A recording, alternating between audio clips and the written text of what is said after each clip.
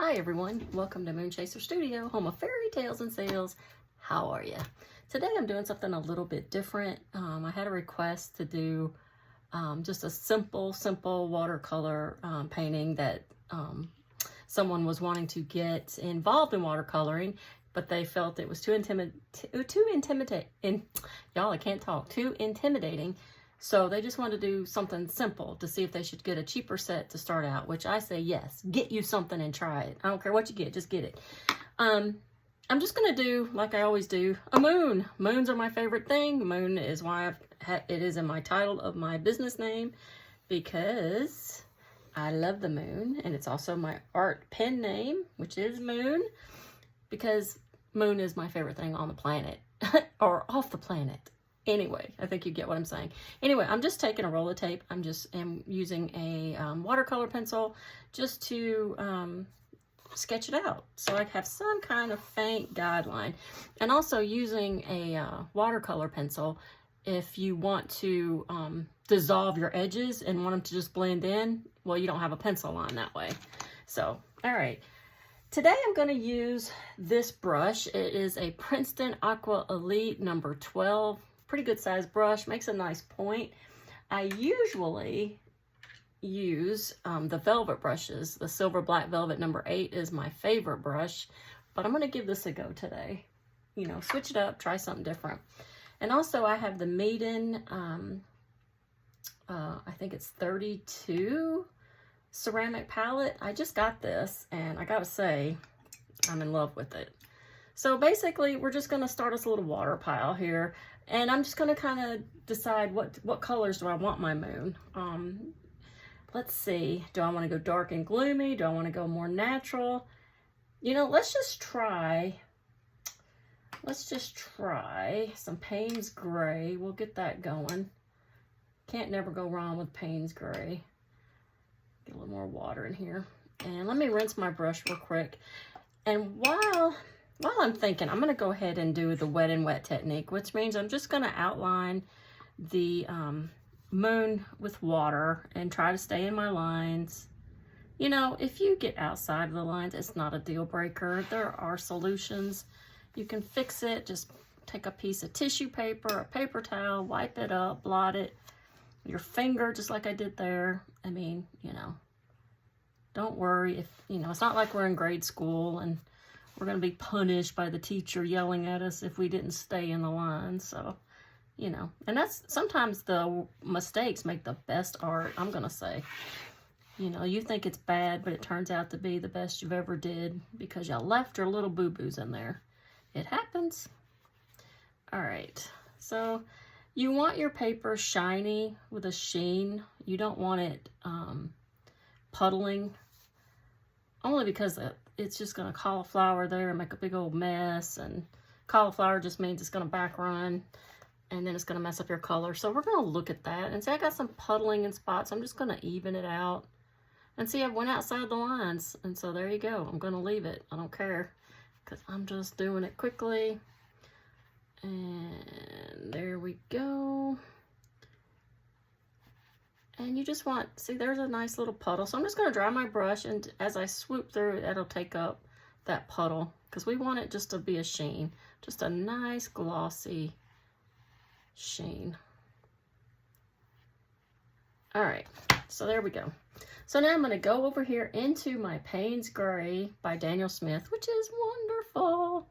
Now I know if you're just starting out, Daniel Smith is, you're going to look at it and go, oh my, because it is a little pricier, but I find it's worth it. But trust me, I did not start using Daniel Smith's when I first started painting. I would use like Jane Davenport. I used to get it from Michael's when it was like, I don't know, whatever their coupon was. Was it 40% off? I forget now, but I know it was a big savings. So see, I'm just trying to drop in what I think the moon looks like from my mind. You know, just put some, you know, little dots here and there of, you know, shadows. You know, actually, I'm gonna rinse that out. I'm gonna lighten it up a little bit. Let me see. I think I'm just gonna use my existing color and just lighten it a bit. And all you do is just add more water, add more water. And then I'm just gonna put a little shadow over here. And then gonna go back into my dark and put another dark spot here. And let's see, go back into the light, put another little shadow through here. And you'll see why we do the wet and wet, because it'll just travel and do its own thing. And it looks quite realistic, I gotta say. All right, now I've kind of got my lightest tone and my mid-tone. Now I'm gonna go for my real darks. So I'm gonna take my rinse brush and go straight into the Payne's Gray, and I'm gonna drop some dark color. So see, I'm not mixing that with water at all. I'm just putting it in what I already have that's wet. And I'm gonna put some over here. And that's why we wanted a good wet surface, because see how it's blossoming out and traveling and bleeding into everything to give us our nice shadow colors. And we're just gonna, just drop some here and here. The moon has all these craters on it, and just fascinating stuff. So that's what these are kind of representing, is the craters of the moon. Yeah, I've always loved the moon ever since I was a little girl. It's just something that I've always been just enamored by. I would lay out and just look at the moon for hours. And I find as an adult, I still do that. I'll just sit outside some nights, maybe with a glass of wine, and just stare up to space, and just nothing more peaceful to me. All right, and let's see. Again, I'm not going to make this very long, because this was just a quick how-to, I guess, or quick to show you that it's not so hard. And go back into some lighter tones and just get a little closer to that edge. So basically, watercolor is just that. You control it with water. The lighter, or the more water you go, the lighter your paint gets.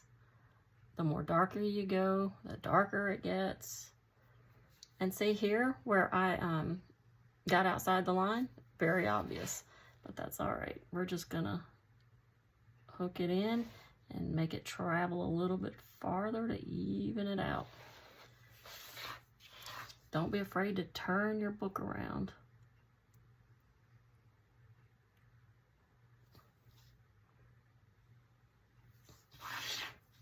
And just do it like that.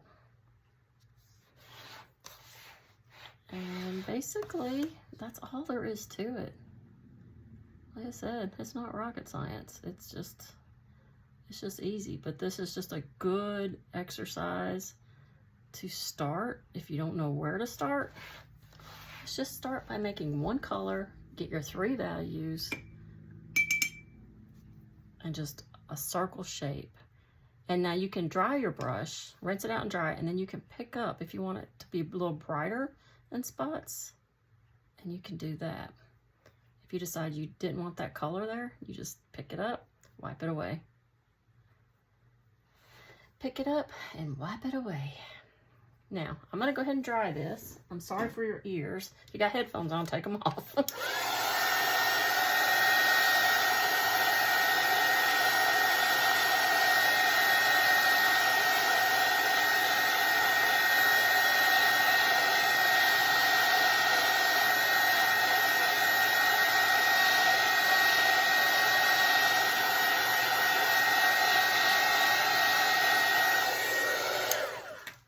Now, if you were just journaling or just wanted a simple something to decorate, or if you want to cut it out or whatever, you could totally just stop right here. But I'm going to go ahead and add a little more depth.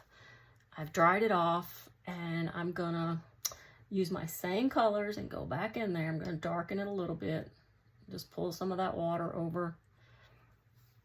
And I'm going to I think I'm just gonna not do the wet and wet this time. I'm gonna leave some harsh lines here and there, because it is the moon after all. So remember, it's not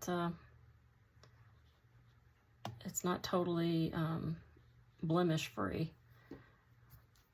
So, and then I'm gonna just take off that color so I can just go around these edges so they're not so stark. I mean, I want hard edges in places, but not right there. But see already the depth that that gave? I mean, it's amazing. So I'm gonna go back in, add a little more color, and do the same thing down here, and down through here. And basically, like I said, I'm just adding depth. All right, and then I'll rinse my brush. Then I'm gonna go back in over that. Again, I'm gonna turn my book. And I'm just basically going over these wet edges that I just did, just to soften. I've already made this video longer than what I aim to. You know, y'all know me, I talk a lot. And for those who don't know, I used to be a substitute teacher many moons ago. So I love teaching